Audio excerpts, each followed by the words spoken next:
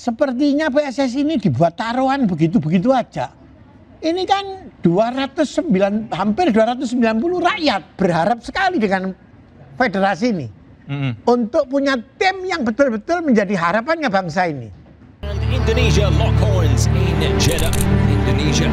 He drives it hard and low. It's just hard in the game, you know, because so much is at stake and everybody gets emotional because everybody wants to win.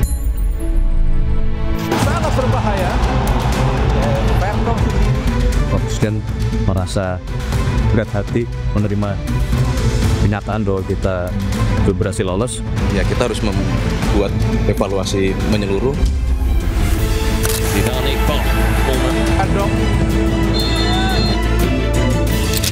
We performed fantastic today.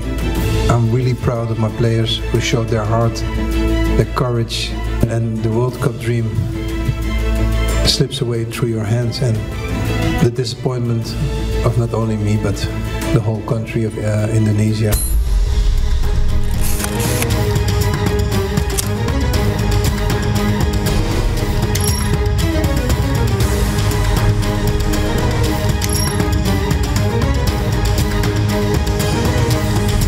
Patrick Kluivert dipecat. Ini adalah harga yang amat sangat mahal. Pelajaran berharga banget. Nama besar itu nggak selalu jaminan. Gue lebih suka dengan hasil akhirnya atau kinerjanya. Indonesia lagi heboh, suruh Kosin balik gitu. Terus, ke Indonesia lagi?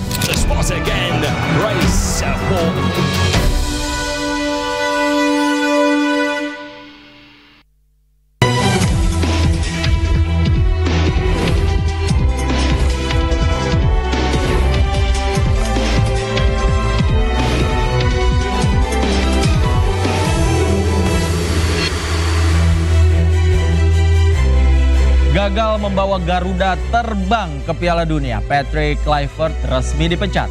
Di balik putusan itu tersisa tanda tanya, siapa penggantinya?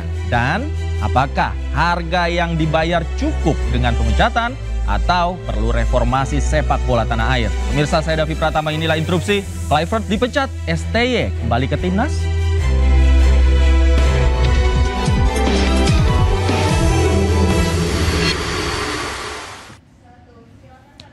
Dan pemirsa, saya tidak sendirian, sudah ada beberapa narasumber di panggung Interupsi malam hari ini. Di sebelah kanan saya ada Bung Kesit Handoyo, pengamat sepak bola. Selamat malam, Bung Kesit. Selamat malam. Apa kabar? Kabar baik. Kabar baik ya, luar biasa ya. Melihat fenomena yang terjadi akhir-akhir ini kayaknya udah siap mengeluarkan peluru-peluru argumentasi nih. Unek-unek. Kemudian berikutnya ada Bung Budi Setiawan, founder Football Institute. Selamat malam, Bung Budi. Malam, Mas Davi. Terima kasih atas waktunya.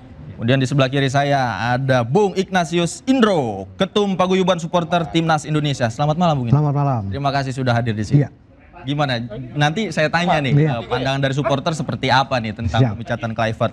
Dan kita juga masih menunggu satu orang narasumber, Jamal Aziz, mantan exco PSSI yang saat ini sebentar lagi, sudah hadir. Nanti saya undang Bung Jamal, boleh masuk ke dalam. Kemudian saya sapa terlebih dahulu Bung Andre Rosiade, penasehat klub Semen Padang melalui sambungan Zoom. Selamat malam, Bung Andre. Apa kabar? Selamat malam, Davi. Selamat malam semua para senior yang hadir.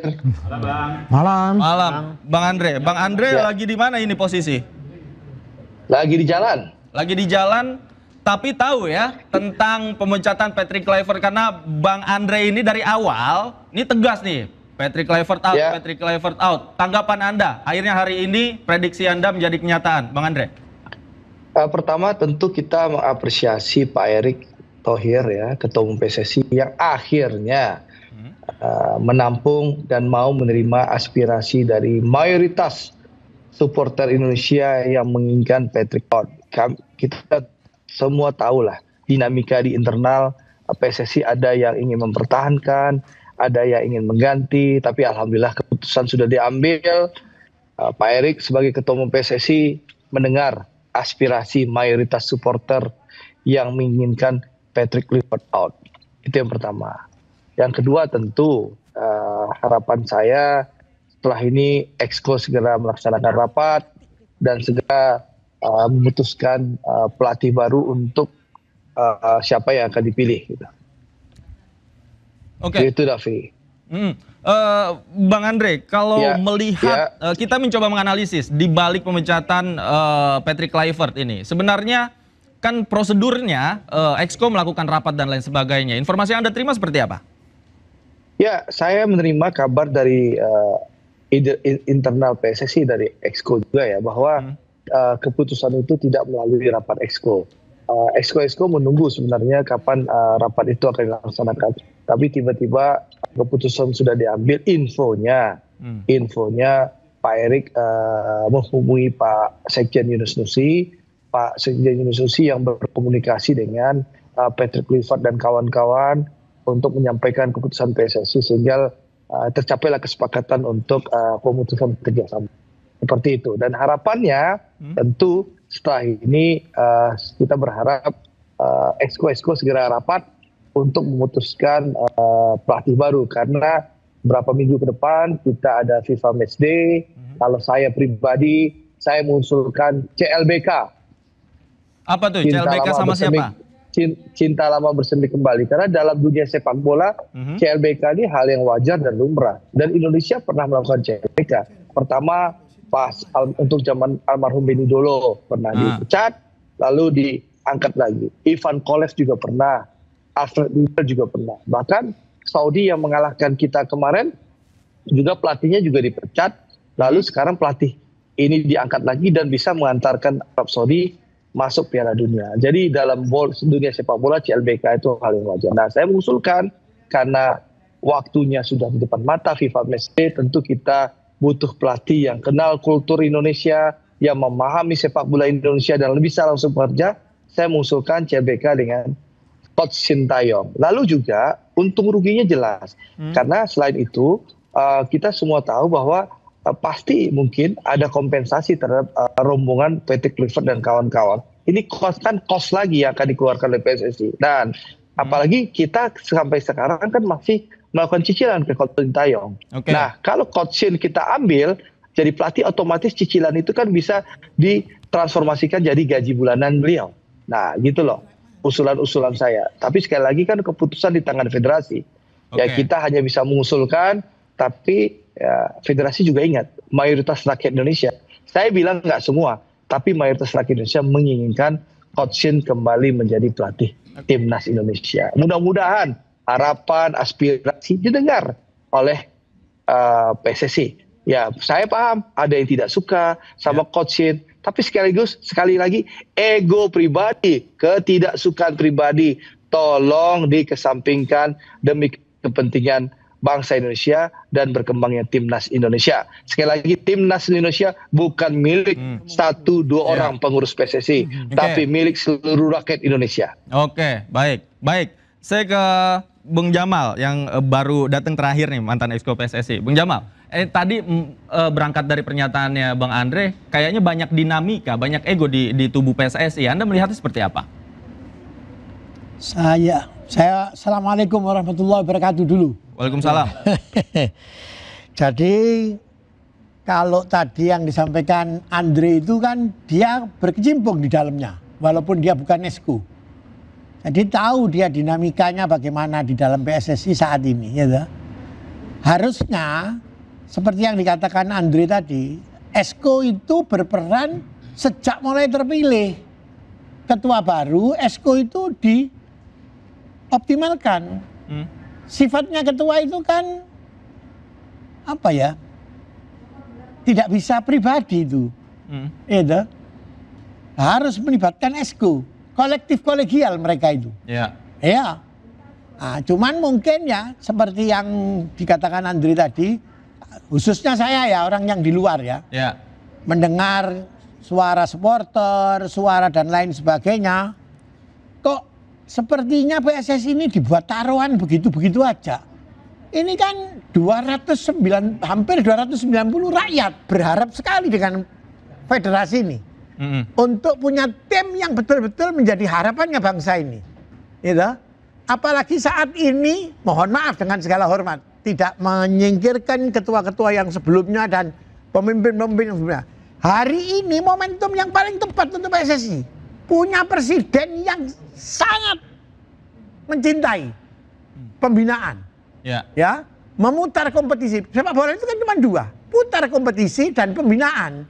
Gitu. Lah ini presiden ini senang sekali dengan pembinaan persepak bolaan gitu.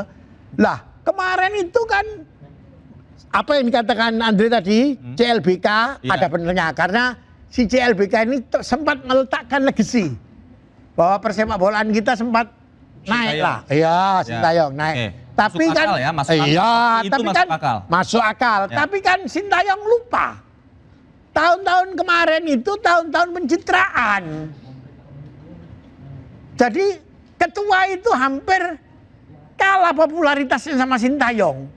Gelodak Sintayong ngomong ke publik, gelodak Sintayong ngomong ke publik. Lah padahal ketua kan juga butuh. Ya. Tahun-tahun pencitraan. Jadi yang pencitraan siapa pada saat itu? Ya, siapa lagi kok?